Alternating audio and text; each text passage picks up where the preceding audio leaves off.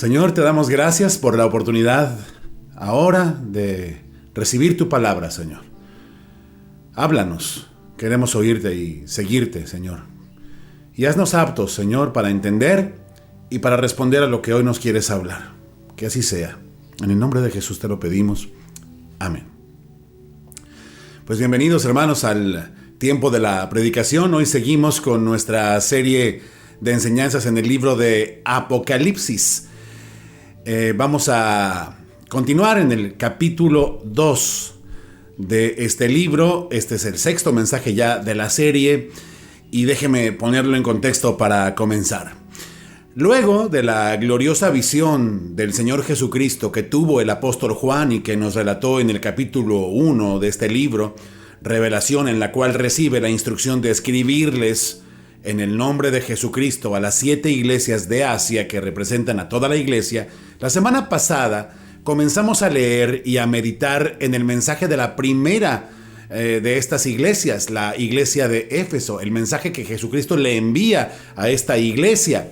Una iglesia que había sido fundada por el apóstol Pablo, quien, por cierto, dirigió a esta iglesia como pastor por 3 años y más tarde les cuidó desde lejos dirigiéndoles 3 cartas, la carta a los Efesios y las 2 cartas que le envió a Timoteo, porque estas cartas le fueron enviadas a Timoteo cuando él servía como pastor en Éfeso. Así que era una iglesia que había sido cuidadosa y sólidamente formada en la doctrina y entendida en el Evangelio, pero que además estaba situada en una ciudad famosa por su perversión y por su idolatría. Ahí crecía la iglesia de Éfeso. Y en los 3 primeros versículos del capítulo 2, la semana pasada vimos que el Señor Jesucristo, al dirigirse a esta iglesia, le dice: yo conozco tus obras. El Señor Jesucristo va a repetir esto a cada una de las 7 iglesias, tanto para animarlas a seguir haciendo las cosas buenas que las distinguen, pero también para reprender a algunas de estas iglesias por las cosas malas que han dejado que sucedan entre sus miembros y, por supuesto, para llamar a estas iglesias al arrepentimiento. Vimos ya que la iglesia de Éfeso fue reconocida por el Señor como una iglesia muy trabajadora y perseverante, una iglesia que no toleraba el pecado entre sus miembros, también como una iglesia con discernimiento espiritual para detectar las enseñanzas mentirosas y con valor para rechazar a los falsos apóstoles. Y también vimos que el Señor Jesucristo reconoció a la iglesia de Éfeso como una iglesia que sabía sufrir con paciencia el odio del mundo y la persecución sin darse por vencida. En todos estos aspectos, la de Éfeso era una iglesia ejemplar. Y ahí ya tenemos una enseñanza. Podemos notar que el Señor comienza por animar a la iglesia reconociendo sus aciertos antes de pasar a otros asuntos en los cuales pues va a abordar los defectos o las deficiencias de esta iglesia. Lo que aprendemos es esto. Aprendemos que no es bueno que seamos el tipo de persona típico que solo ve el punto negro y no todo el espacio blanco que hay en la hoja. O sea, que solamente ve lo malo sin ver lo bueno. No, Jesucristo aprecia los aciertos de esta iglesia y luego, solo entonces, pasa a hablar de sus defectos. La enseñanza es esta, es sencilla pero muy valiosa. Apreciemos y reconozcamos el bien antes de señalar el mal. A veces estamos inclinados solamente a señalar el mal, ni siquiera a reconocer el bien, no. Sigamos este ejemplo del Señor Jesucristo. Y es que, luego de reconocer las virtudes de esta iglesia, el Señor ahora tiene algo más que decirles a los efesios y a nosotros también. Como dijimos, los mensajes a las 7 iglesias son aplicables tanto a iglesias completas hoy como a creyentes individuales. Así que, pues vamos a aprender. Le invito a que vayamos juntos a Apocalipsis capítulo 2. Hoy avanzaremos los versículos del 4 al 7. Leemos, dice la Escritura: pero tengo contra ti que has dejado tu primer amor. Recuerda, por tanto, de dónde has caído, y arrepiéntete y haz las primeras obras, pues si no, vendré pronto a ti y quitaré tu candelero de su lugar si no te hubieres arrepentido. Pero tienes esto, que aborreces las obras de los nicolaítas, las cuales yo también aborrezco. El que tiene oído, oiga lo que el Espíritu dice a las iglesias. Al que venciere le daré a comer del árbol de la vida, el cual está en medio del paraíso de Dios. Muy bien. ¿Ha querido el Señor de alguna forma que este mensaje acerca del amor caiga en un día como hoy, en el cual se celebra o se recuerda el valor y el principio del amor, ¿sí? Este 14 de febrero. Y el mensaje de hoy se titula precisamente ¿Has dejado tu primer amor? Eso es lo que dice el primero de los versículos que hoy vamos a leer, el versículo 4. Pero tengo contra ti que has dejado tu primer amor. Ahí nos vamos a quedar en este versículo por un buen rato. Hay mucho que decir al respecto. Primero vamos a la primera parte de la expresión. Dice, pero tengo contra ti. Ya de entrada, esta carta de Jesucristo a la iglesia comienza fuerte. Ya dijimos que no es malo tener miedo, pero hay que ver a qué o a quién le tiene uno miedo y a dónde nos lleva el miedo. Pues aquí hay una buena razón para temer y para temblar. Tengo contra ti. Fíjate bien, no es igual que un desconocido en la calle te diga, oye, tengo algo contra ti, a que te lo diga tu mamá, o a que te lo diga tu hijo, o a que te lo diga tu esposa, o a que te lo diga tu jefe, o a que te lo diga la Fiscalía General de la República, ¿no? O sea, en cada caso es distinto. Ahora, cuando te lo dice una persona o una institución humana, bueno, puede que tengan razón en su apreciación, en tener algo contra ti, aunque también puede ser que estén equivocados, ¿no? Pero ahora piensa en Dios, diciéndole a su iglesia, o sea, a ti y a mí, tengo algo contra ti. Se encienden todas las alarmas y tiemblan los corazones ante una voz como esta. El santo y perfecto Dios, el que no falla en sus juicios, el que puede echar el alma y el cuerpo en el infierno, dice, tengo algo contra ti.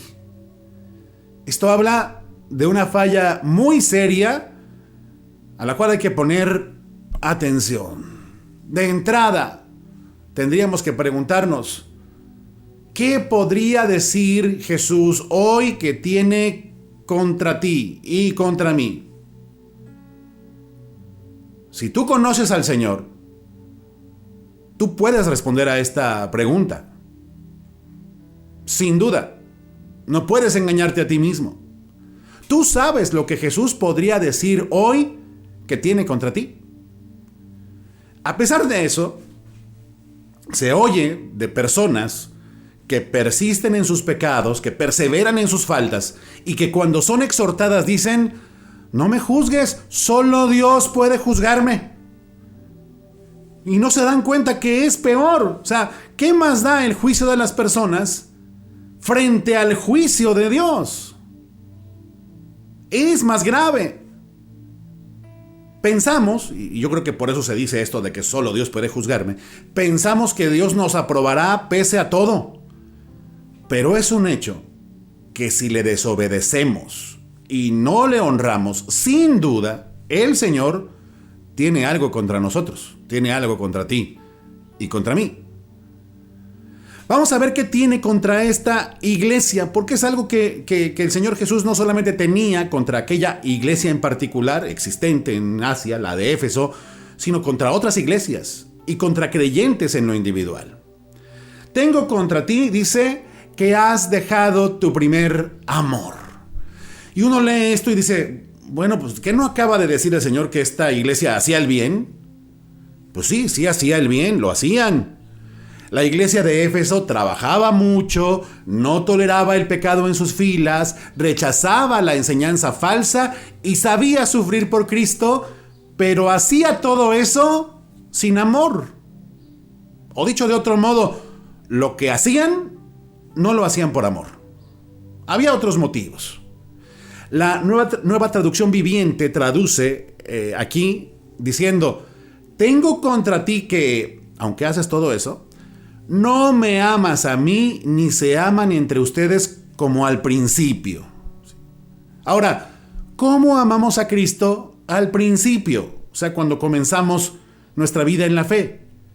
Bueno, lo común es que amamos al Señor con intensidad, con entusiasmo, con humildad, con una gran conciencia del regalo que hemos recibido en la salvación. La gracia recibida es asombrosa y esto genera un gran entusiasmo. Como cuando un hombre y una mujer se enamoran. Usted lo sabe. Si usted ha pasado por ahí, o aunque no haya pasado, ha visto a alguien que se enamora, a una pareja cuando se enamora, y usted sabe que tanto él como ella se sienten afortunados, felices, bendecidos de tenerse el uno al otro y sumamente motivados, con gran entusiasmo en el inicio de una relación así de pareja. Es un ejemplo humano. Pero al paso del tiempo, quizás este hombre y esta mujer ya no se aman como al principio. Y eso se nota. Hay una canción del grupo español Mecano que se llama El lago artificial, que entre sus muchas frases dice una que es devastadora. Dice: como en cualquier amor, el primer mes fue el bueno y pronto desapareció el placer. Le digo una cosa, no es raro que eso suceda. Por nuestra evidente imperfección, todo afecto humano se desgasta. Pero el amor a Dios es otro asunto. Es algo para lo cual Dios ha hecho renacer a sus escogidos, a sus hijos. Bueno, pongámoslo en perspectiva. ¿Recuerdas tus primeros días en la fe? ¿Recuerdas el entusiasmo que tenías? ¿La disposición que tenías a seguir y a servir al Señor y a los demás? A los hermanos, al prójimo, e incluso tu disposición al sufrimiento y al sacrificio, y te das cuenta que ya no es igual ahora. Piénsalo. Porque ese es el error que Jesús le señala a aquella iglesia, a esta iglesia que somos hoy, y bueno, hablemoslo en términos personales, es el error que posiblemente nos está señalando en este momento a ti y a mí. La traducción lenguaje actual de este señalamiento de Jesús dice así: hay algo que no me gusta de ti, y es que ya no me amas tanto como me amabas cuando te hiciste cristiano. Cuando comenzamos a caminar en la fe, nos damos cuenta de lo importante y asombroso que es ser perdonados por Dios de todos nuestros pecados. Usted lo sabe. Nos asombra la belleza del sacrificio de Cristo, la gracia inmerecida, el rescate de Dios. El corazón arde de gratitud y de amor, y estamos dispuestos a todo, nos ofrecemos enteros a Dios, apreciamos a la iglesia, llegamos temprano, procuramos estar con nuestros hermanos, servimos en lo que sea, damos con generosidad a quien lo necesita.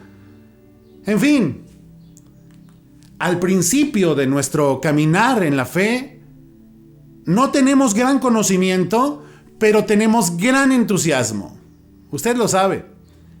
Pero al paso del tiempo, a veces es al revés. Ya tenemos gran conocimiento, pero no tenemos gran entusiasmo. Y este es un signo de cómo está nuestro amor por Dios. Y el Señor aclara que esta condición de tener gran conocimiento, pero no un gran fervor por Él, es inaceptable. Inaceptable para Él. Él no aceptará menos que todo nuestro ser. Le cuento, mi esposa suele decirme que ya no me ama como cuando éramos novios. Y entonces le digo que yo tampoco, francamente. Faltaba más, digo, bien merecido se lo tiene, ¿no? Y usted dirá, pero ¿cómo, pastor? ¿Qué está diciendo? Bueno, déjeme terminar. Luego mi esposa completa la frase y me dice, te amo más que cuando éramos novios. Y yo le digo, yo también te amo más ahora que entonces. Faltaba más, ¿no? Bien merecido se lo tiene. Yo ruego a Dios que al paso del tiempo eso sea siempre más que una linda frase. Pero ahora pregunto, ¿amamos a Dios más hoy que cuando empezamos a caminar con Él? Cada quien debe responder a esa pregunta para sí mismo. ¿Amamos hoy a Dios más que cuando empezamos a caminar con Él? ¿Más hoy que cuando conocimos el Evangelio y quizás hasta cantábamos con entusiasmo y decíamos aquello de quiero vivir pegado a ti, pegado aquí contigo? O cuando cantábamos, y yo cantaba esto, recuerdo con gran emoción, no sé cómo pero tengo esperanza, no sé cómo pero sé que soy feliz.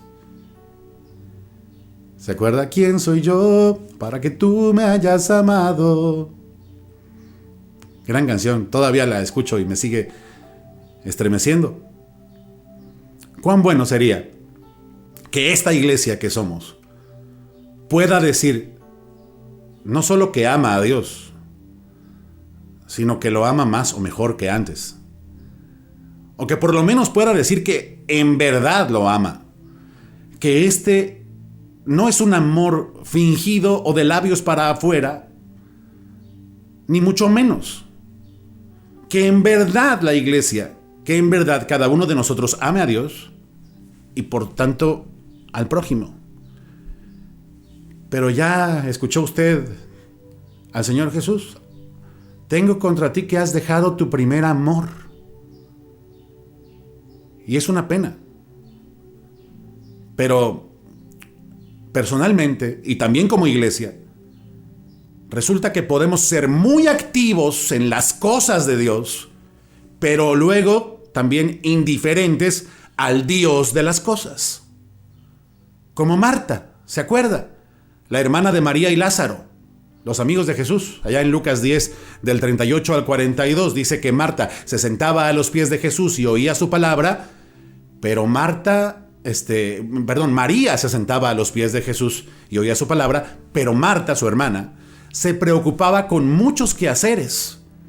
Y entonces, al acercarse al Señor Jesucristo, le dijo, ¿no te da cuidado que mi hermana me deje servir sola? Dile pues que me ayude.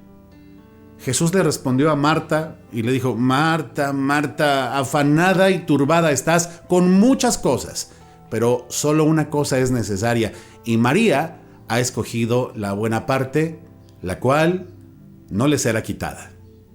Fíjese bien. Al igual de lo que sucedía con la iglesia de Éfeso, que trabajaba mucho, pero no tenía amor, Marta, por su afanoso trabajo, ya sentía amargura hacia su hermana por estar ahí sentada, por estar ahí aplastada, escuchando al Señor, en lugar de ayudarle a trabajar, a hacer cosas. ¿Sí? Marta ya estaba amargada contra su hermana y peor, si lo vemos con cuidado, también ya sentía amargura hacia Jesús porque le reclama al Señor pues que no le da cuidado. O sea, te da igual que yo estoy aquí trabajando y mi hermana no me ayuda por estarte escuchando, Señor. ¿Se da cuenta? Por eso el Señor le dice, no, María es la que está en lo correcto, ella ha escogido lo mejor. O sea, evidentemente, tú no.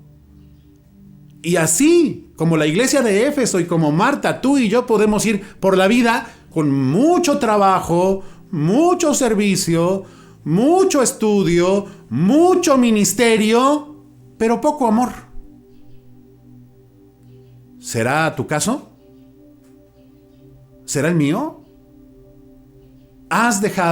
¿Hemos dejado nuestro primer amor?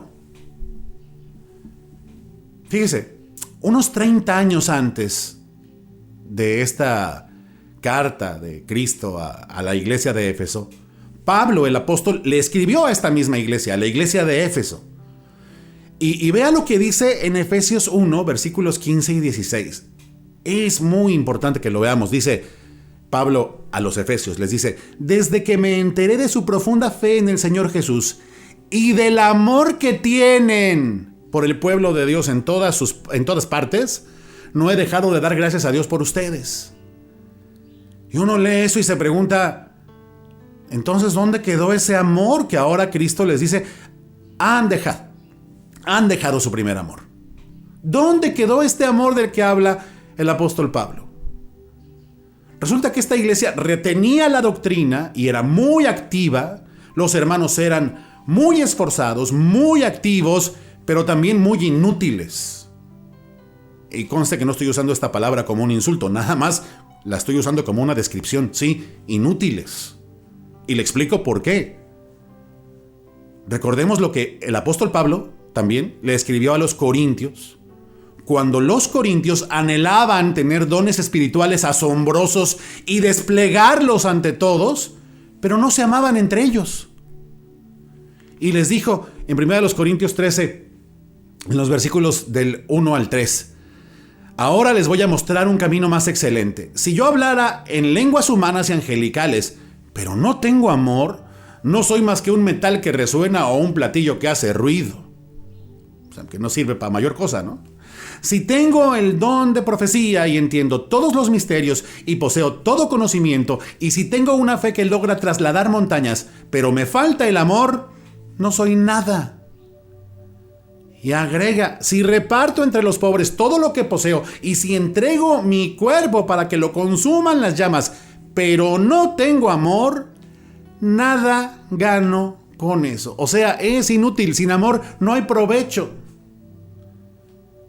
Bueno, a los mismos corintios, Pablo les dijo en 1 Corintios 8, versículo 1, en la Reina Valera se traduce así: el conocimiento envanece, pero el amor edifica.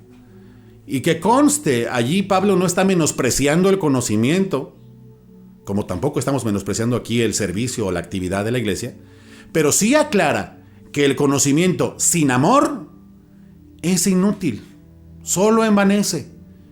La Nueva Traducción Viviente dice en este mismo versículo: mientras que el conocimiento nos hace sentir importantes, es el amor lo que fortalece a la iglesia. Pero le digo, aún con la profundidad que tienen esos pensamientos, hay todavía algo peor cuando de descuidar el amor se trata. Dejar de lado el amor en nuestro caminar en el Señor Jesucristo, en la fe, es fallar en lo más importante, ¿Por qué lo digo? Bueno, porque tenemos aquí que recordar a aquel escriba que le preguntó a Jesús en Mateo 22:36, Maestro, ¿cuál es el gran mandamiento de la ley? Jesús le dijo: amarás al Señor tu Dios con todo tu corazón y con toda tu alma y con toda tu mente. Este es el primero y grande mandamiento. Y el segundo es semejante: amarás a tu prójimo como a ti mismo. Y fíjese cómo remata: de estos dos mandamientos depende toda la ley y los profetas. O sea, el mensaje de la ley y los profetas es precisamente el amor. Y el amor a Dios es el primer más grande mandamiento. El amor al prójimo, el segundo. Vea cómo es descuidar lo más importante. En un momento vamos a abundar sobre esto.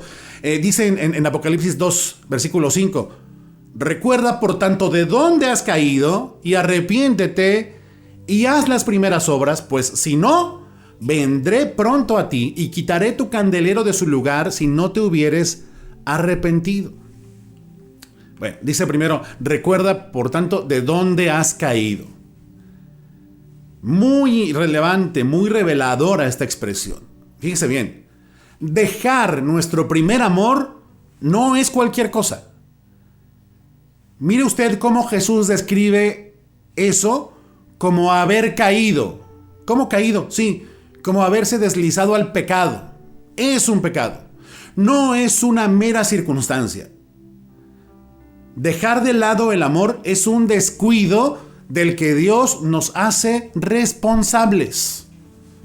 Dios se toma esto muy en serio, muy en serio.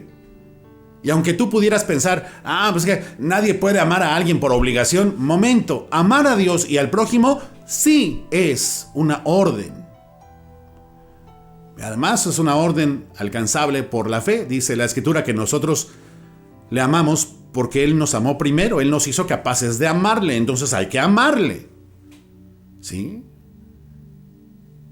Es el amor el mandamiento más grande, ¿sí? Y por lo mismo, cuando lo olvidamos o lo descuidamos, también cometemos la falta más grande. Porque leíamos del mandamiento de amar a Dios y al prójimo depende toda la ley. Piense usted nada más por un momento a dónde nos lleva el amor y a dónde nos lleva la falta de amor. Y encontrará usted ahí la importancia, la relevancia del amor. El amor es un motor y también es un freno. Como motor nos lleva a preferir y practicar lo bueno, lo justo, lo que agrada a Dios y lo que beneficia a los demás. Esto como motor, pero como freno nos detiene de hacer el mal, nos detiene de irritar al Señor y por supuesto de hacerle daño al prójimo. San Agustín decía, ama a Dios y haz lo que quieras. Tiene su sentido esa frase, ama a Dios y haz lo que quieras. Evidentemente, y aquí hay que aclararlo, Agustín no estaba hablando del amor carnal, esa clase de amor por la cual algunos hombres defienden sus adulterios, por ejemplo, escudándose en que aman a esa otra persona, a la otra, ¿verdad? La que no es su esposa. Decía el Johnny de las telenovelas, es que las amo a las dos. Bueno, pues desde su perspectiva estaba más que justificado que él tuviera dos mujeres y un camino, ¿no? Pues resulta que no. Como esta reprensión acerca del amor viene de los labios de Jesucristo y no del Johnny, el amor del que estamos hablando es esa clase de amor puro, santo y sin mancha que Dios inspira y que caracteriza al mismo Dios. Es el amor descrito con maestría, pues la maestría del Espíritu Santo que inspiró al apóstol Pablo en 1 Corintios capítulo 13. En la Nueva Traducción Viviente encontramos todo esto acerca del amor. Lo puse aquí en forma de una lista para que lo veamos como en un esquema. El amor es paciente y bondadoso, no es celoso, ni fanfarrón, ni orgulloso, ni ofensivo. No exige que las cosas se hagan a su manera, no se irrita ni lleva un registro de las ofensas recibidas, no se alegra de la injusticia, sino que se alegra cuando la verdad triunfa. Nunca se da por vencido, jamás pierde la fe, siempre tiene esperanza, se mantiene firme en toda circunstancia y dura para siempre. El amor nunca deja de ser. Ese fue el amor, esa fue la clase de amor, el primer amor de los Efesios, seguramente también nuestro primer amor en el Señor. Y fíjense cómo dice el Señor, que de esa altura has caído. Recuerda de dónde has caído. Pues caíste de allá. ¿Y a dónde caíste? ¿A dónde caemos? A la frialdad, a la indiferencia, a la costumbre, a la religiosidad, a la hipocresía, al activismo vacío y sin fruto espiritual. Y de plano, pues a la inutilidad. Decíamos hace rato, nos volvemos inútiles. Por eso es que dice allí, arrepiéntete, arrepiéntete. Arrepentirse, por si algún creyente no lo ha entendido, no consiste solamente en reconocer que hemos fallado o en lamentar con dolor lo que hemos hecho o lo que hemos dejado de hacer. No, arrepentirse consiste más bien en lo que Jesús dice allí. Dice, arrepiéntete y haz las primeras obras. Sí. O sea, vuelve a tu primer amor y haz las primeras obras. Vuelve a tu primer amor y haz las primeras obras. ¡Ojo! No dice siente tus primeros sentimientos, porque es muy fácil confundirse, ¿eh? No dice siente tus primeros sentimientos. No dice vuelve a aquello que sentías cuando llorabas en la alabanza o te enternecías con el abrazo de un hermano que ahora extrañamos tanto. No dice eso, sino que dice haz las obras que hacías al principio. O sea, ¿cuándo? Cuando comenzabas a caminar en la fe. Las obras que hacías y que ya no haces hoy. Vea dónde está puesto el énfasis, en la acción. Dice, haz, obra. Vuelve al origen, cuando la fe te hacía andar en ferviente y ardoroso amor a Dios y a los demás, y ponías eso por obra. Aquí está hablando de obras, de acciones. Y no digas, cuidado, porque luego nos enfrascamos en estos pretextos. No digas, es que no somos salvos por las obras, sino por la fe. Eso es cierto, pero ¿lo usas para justificar tu indiferencia? Y tampoco digas, es que yo hago muchas buenas obras, porque resulta que, como vimos, los efesios también hacían muchas, pero ninguna motivada por el amor. Entonces, haz las primeras obras. ¿Cuáles serán esas primeras obras? ¿Cuáles serán? ¿Las olvidaste? No lo creo. No lo creo porque yo creo que todos podemos identificar cosas que hacíamos por amor en el arranque de nuestra vida en la fe y que ya no hacemos hoy. Muchas de esas cosas, por cierto, seguramente eran privadas, anónimas.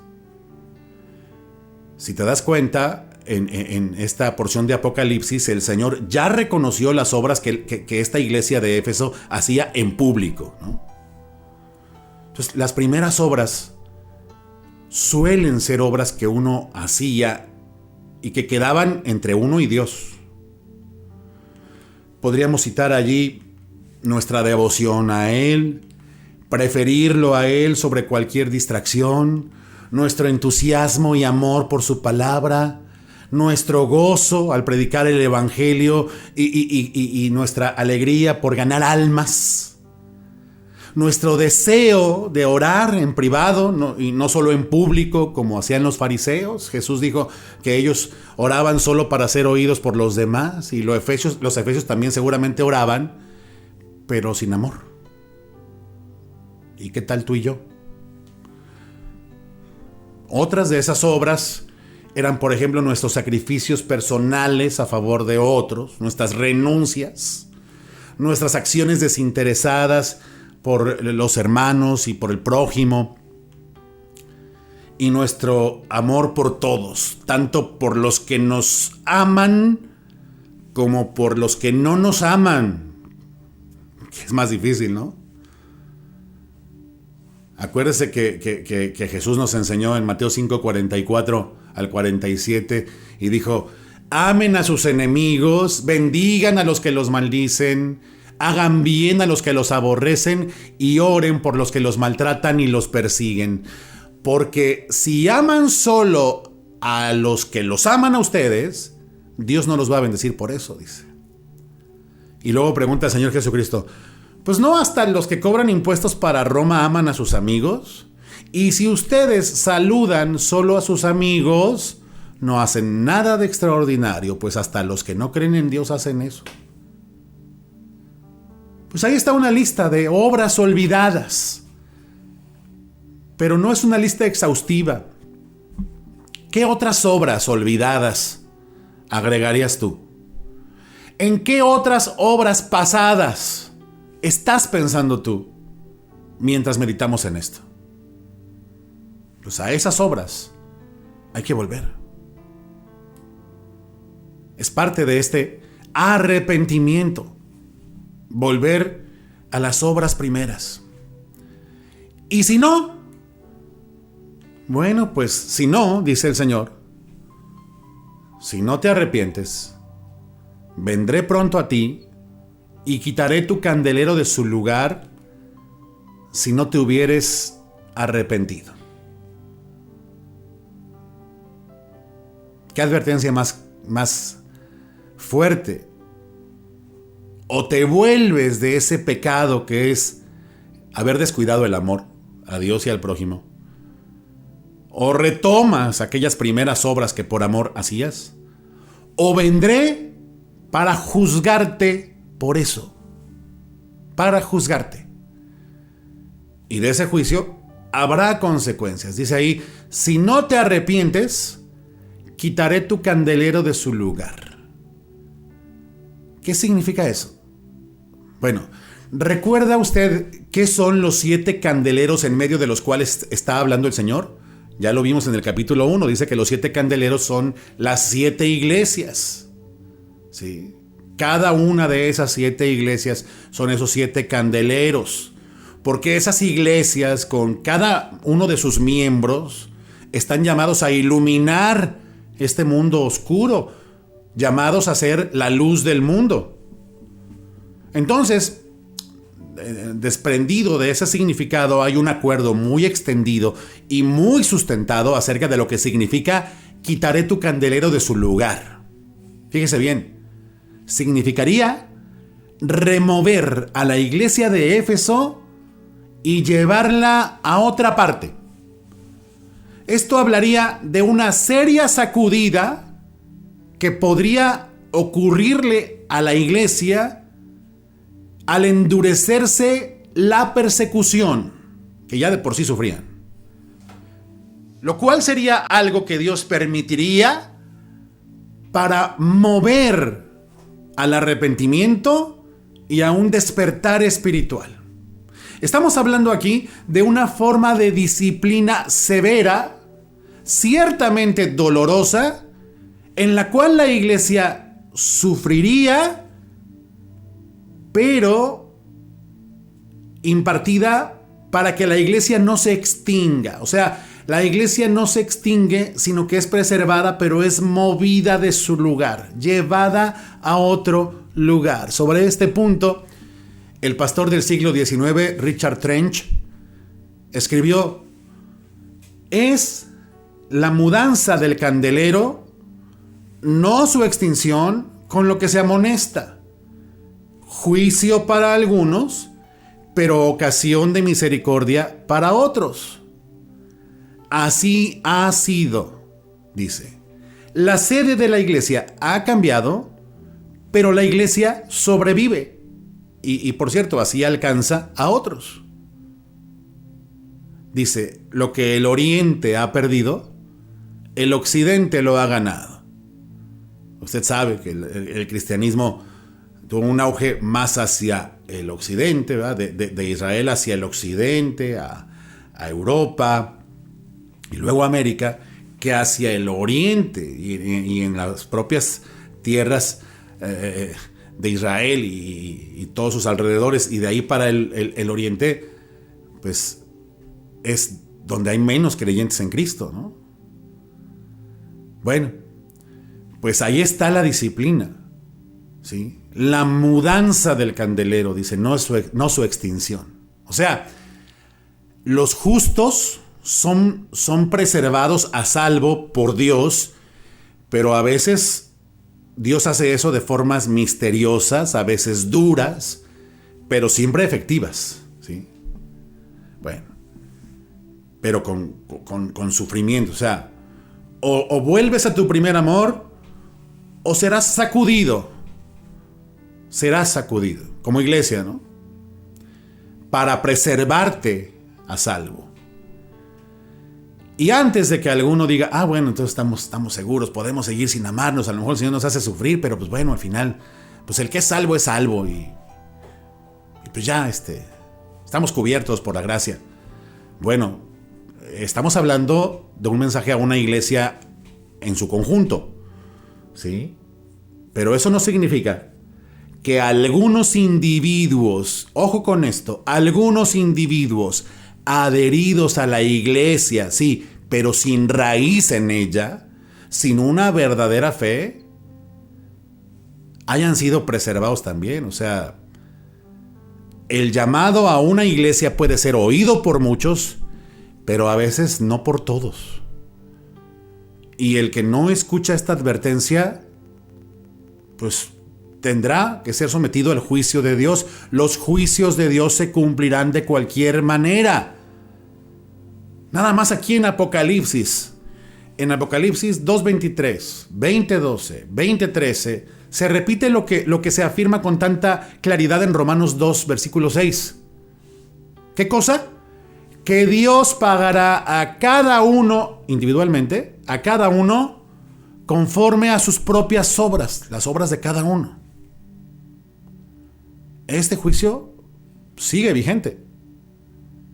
Judas, a estas alturas, preguntaría, ¿seré yo, maestro? ¿Seré yo? El que no responda a tu llamado a corregir, a volver a las obras primeras, a volver al amor. Bueno, pues fíjense bien, esta nota que viene a continuación,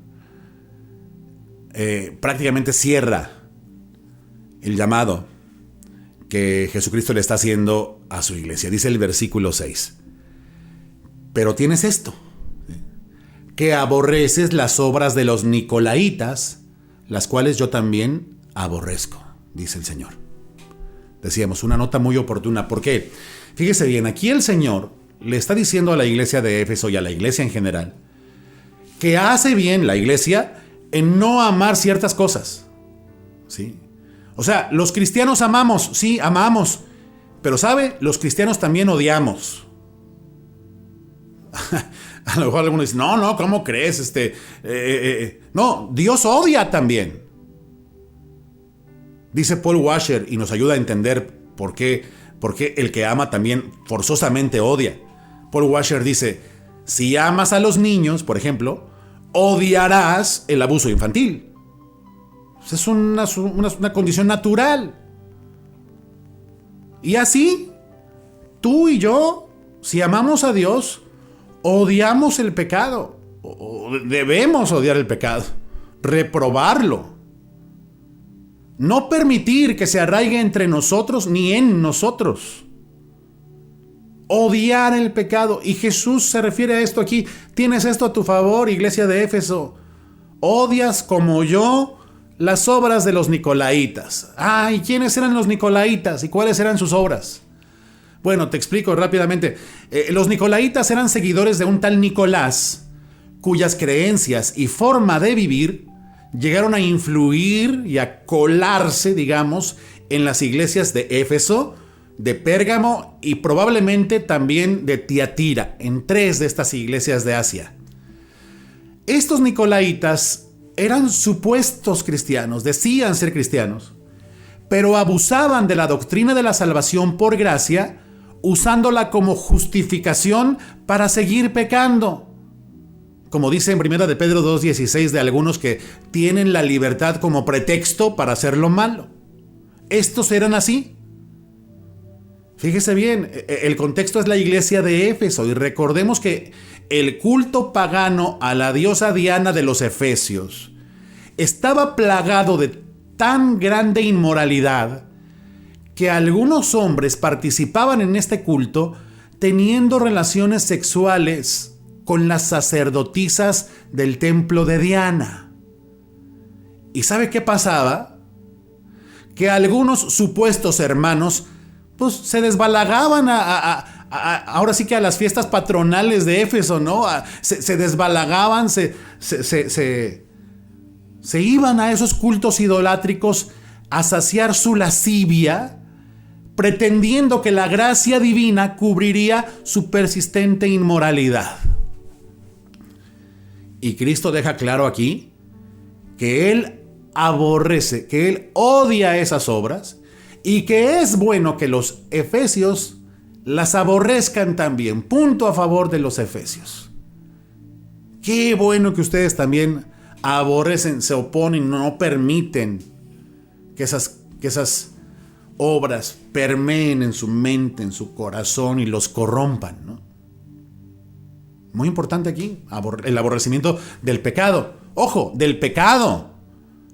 Note usted cómo el texto no habla de aborrecer a los nicolaitas, ¿no? No.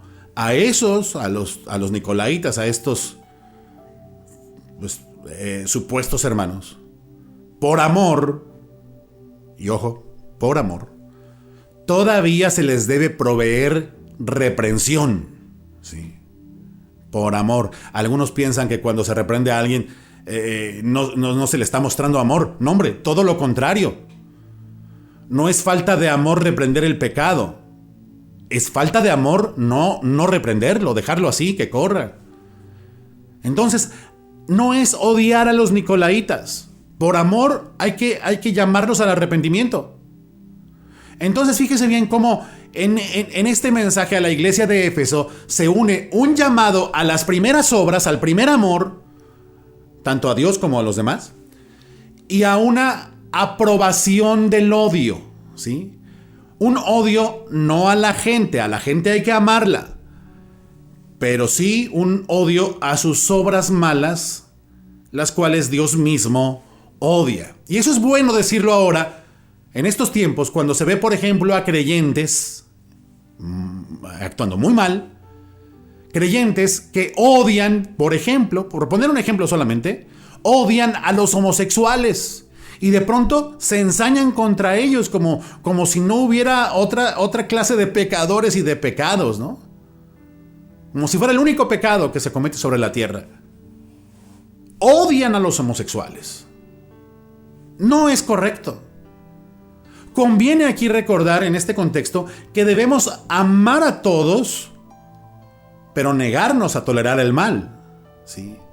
Dios no tolera el pecado y espera que nosotros tampoco, pero también es paciente para conducir a muchos al arrepentimiento y a la fe y espera que nosotros participemos en esa obra con paciencia y con amor, ¿sí? Dice en 2 Timoteo 2:25, porque el siervo del Señor no debe ser contencioso, peleonero, sino amable, o sea, amoroso, amable para con todos, apto para enseñar, sufrido, o sea, paciente, que con toda mansedumbre, o sea, con humildad, corrija a los que se oponen, por si quizás Dios les conceda que se arrepientan para conocer la verdad. Amable, dice. Así es como debe ser el siervo del Señor, para ver si el Señor les concede arrepentimiento a los que están en sus pecados. Y finalmente, versículo 7. Aquí terminamos. Dice, el que tiene oído, oiga lo que el Espíritu dice a las iglesias. Al que venciere le daré a comer del árbol de la vida, el cual está en medio del paraíso de Dios. Gran cierre del mensaje. Primero, el que tiene oído, oiga lo que el Espíritu dice a las iglesias. Al que venciere. Esa frase, tal cual, la vamos a encontrar, la vamos a escuchar en la promesa final que el Señor le hará a cada una de las 7 iglesias a las cuales les está hablando por medio de estas cartas. O de esta carta, que es una sola que se lleva a las 7 iglesias. El que tiene oído, oiga lo que el Espíritu dice a las iglesias. O sea, aquí se refiere al que tiene oído espiritual, al que puede recibir y entender estas cosas.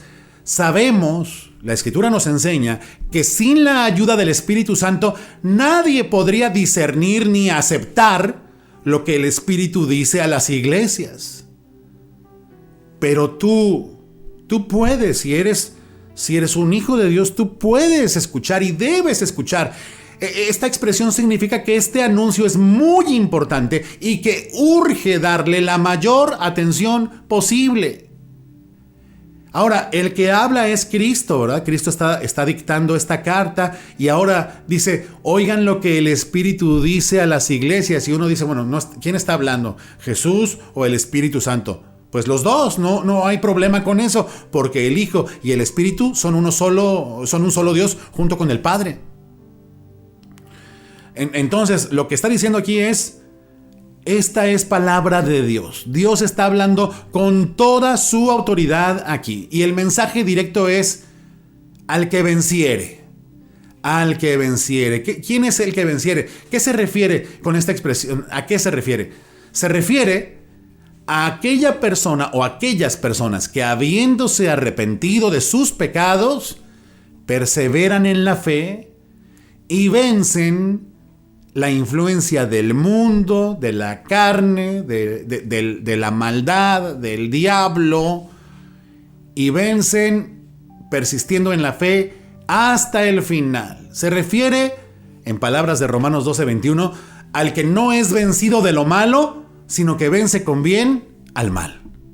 Al que venciere. Al que venciere, ¿qué le sucederá? Al que venciere, le daré a comer del árbol de la vida, el cual está en medio del paraíso de Dios. El árbol de la vida en medio del paraíso de Dios nos lleva de inmediato a Génesis 2:9, al principio de la creación. Génesis 2:9 dice que ese árbol de la vida estaba en medio del paraíso, en medio del huerto de Edén, al principio. Comer del árbol de la vida producía vida eterna con Dios, ¿sí? Y según Génesis 3:22, cuando Adán y su mujer pecaron, fueron expulsados de aquel paraíso para que no comieran del árbol de la vida y así evitar que vivieran para siempre. O sea, fueron apartados de la vida. Les fue prohibido, les fue restringido poder comer del árbol de la vida. Pues ese árbol de la vida acá está en Apocalipsis. Está aquí y está en el gran cierre de Apocalipsis, en el capítulo 22, versículo 2, donde dice que el árbol de la vida está en medio de la calle de la ciudad santa, del lugar donde Dios habita con su pueblo para siempre. Esto significa, fíjense, si el árbol de la vida está en medio de la ciudad, como estaba en medio del huerto de Edén, significa que Dios para entonces habrá restaurado todas las cosas para dejarlas como al principio, cuando no había irrumpido el pecado en el mundo. En Apocalipsis 22:14 también dice, bienaventurados los que lavan sus ropas para tener derecho al árbol de la vida y para entrar por las puertas en la ciudad. Es decir, esto significa algo muy concreto. Al que se arrepienta, se vuelva de su falta de amor y vuelva a sus primeras obras, a su primer amor, se le dará vida eterna. O dicho de otro modo, el arrepentimiento, la corrección, la enmienda del corazón y el reavivamiento de nuestro amor a Dios y al prójimo confirmará que somos hijos de Dios. Confirmará que un hombre, una mujer, son en verdad renacidos, que su salvación eterna estaba en verdad reservada en los cielos y que el paraíso de Dios era su herencia. Sí. Al que venciere, le daré a comer del árbol de la vida. Le daré el tesoro de la vida eterna. Pregunta final. ¿Hicieron caso los de Éfeso? ¿Hicieron caso? Híjole, le cuento. 10 años después de que Juan escribió el Apocalipsis, Ignacio de Antioquía, uno de los llamados padres de la iglesia, les escribió una carta a los efesios, a esta misma iglesia. Y en la carta dice, escuche, dice: hermanos, he sabido que algunos hombres de Siria han pasado por su iglesia llevándoles una mala doctrina y que ustedes no les permitieron sembrar esa mala doctrina entre ustedes.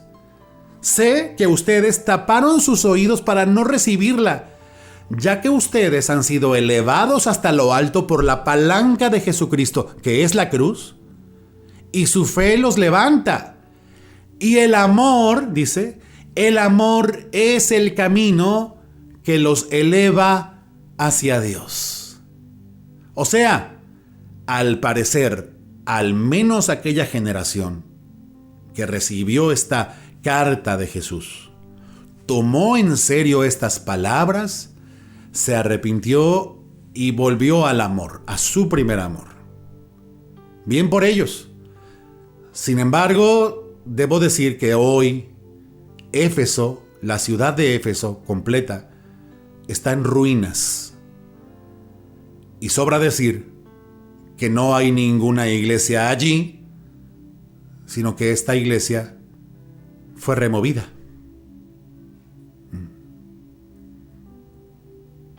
Para preservación. Es muy posible que muchos de aquellos efesios removidos de su lugar hayan sido sacudidos de tal modo que fueron llevados hacia el arrepentimiento y también a proclamar el evangelio a otros. Dice otra vez el pastor Richard Trench del siglo XIX, dice: uno que hace poco visitó Éfeso, encontró que está en ruinas. No encontró más que 3 cristianos allí, y estos eran tan ignorantes que apenas hubieron oído jamás los nombres de Pablo y de Juan. 3 cristianos y ni enterados estaban, en verdad, del evangelio. Decían que eran cristianos. Eso es lo que quedó, al menos allí en esa ciudad, ¿no? Bueno, ¿hicieron caso los de Éfeso? Sí, probablemente los primeros. Y es posible que después ya no. La pregunta ahora es, ok, ¿haremos caso nosotros? ¿Haremos caso de esta advertencia tú y yo? Porque la advertencia a Éfeso sigue vigente. Y es para la iglesia de hoy también. Debemos mantener nuestro amor por Dios y nuestro amor al prójimo y entender que hacer esto o no hacerlo es literalmente un asunto de vida o muerte. Porque dice Primera de Juan 3:10: en esto se manifiestan los hijos de Dios y los hijos del diablo. Todo aquel que no hace justicia y que no ama a su hermano no es de Dios. Y Primera de Juan 4:8, finalmente, el que no ama no ha conocido a Dios, porque Dios es amor. Hermanos, terminemos orando para que Dios nos ayude a volver a nuestro primer amor. No solo a lo que sentíamos cuando empezamos a caminar en la fe, cuando llegamos a la iglesia. No solo a lo que sentíamos, sino a lo que hacíamos, movidos por ese amor, si es que lo hemos dejado atrás. Un asunto de vida o muerte. Oremos. Señor, ayúdanos. Estas palabras, Señor, nos simbran. Cuando tú dices, has dejado tu primer amor, seguro estás hablando a muchos de nosotros hoy, otra vez, Señor. Despiértanos.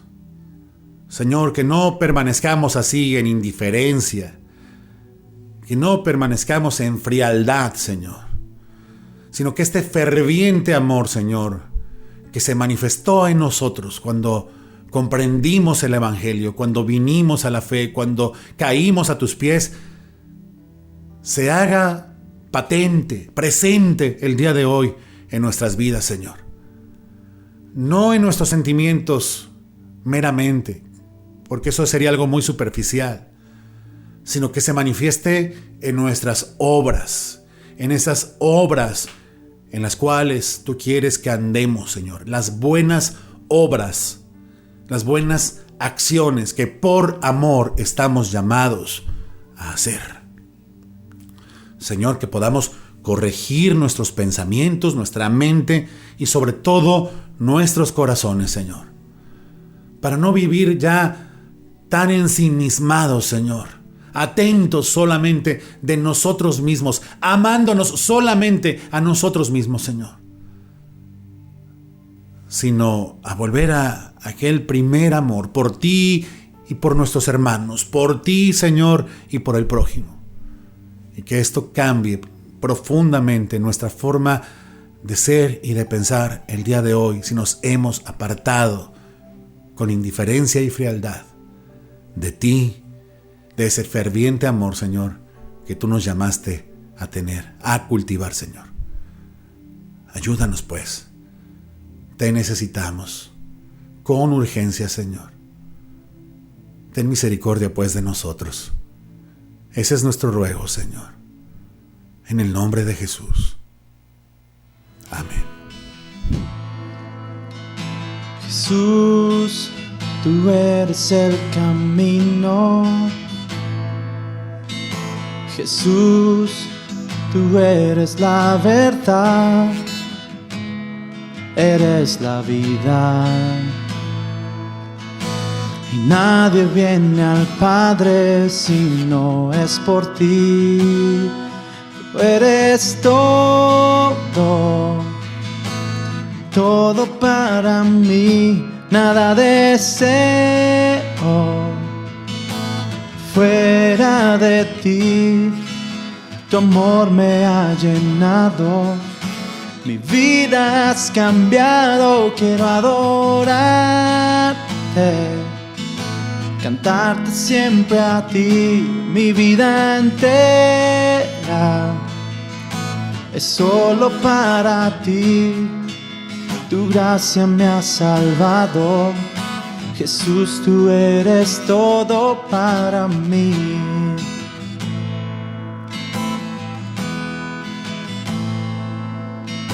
Jesús, tú eres el Cordero que dio su sangre en la cruz y que resucitó. Y hoy tengo vida eterna y es solo por ti. Tú eres todo, todo para mí. Nada deseo fuera de ti. Tu amor me ha llenado. Mi vida has cambiado. Quiero adorarte, cantarte siempre a ti. Mi vida entera es solo para ti. Tu gracia me ha salvado. Jesús, tú eres todo para mí. Para mí, para mí. Tú eres todo. Hermanos, que tengan bonita semana. Dios les bendiga. Cuídense mucho. Y nos vemos el próximo domingo, si Dios quiere.